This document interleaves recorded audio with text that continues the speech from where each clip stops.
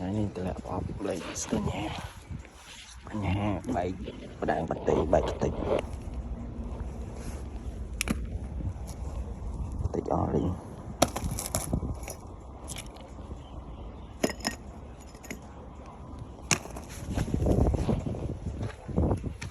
setengah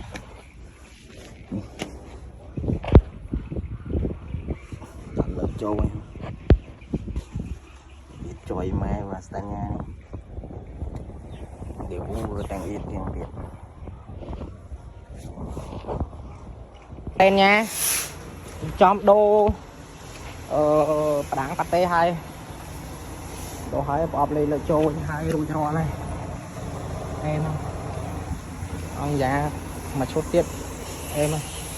rồi đó tên nha đi con câu ơi bay lấy đâu sẽ luôn khỏi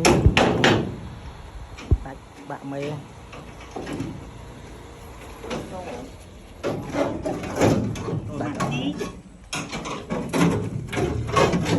đặt tích mày quay đầy hai đạo đây đã chôm con mà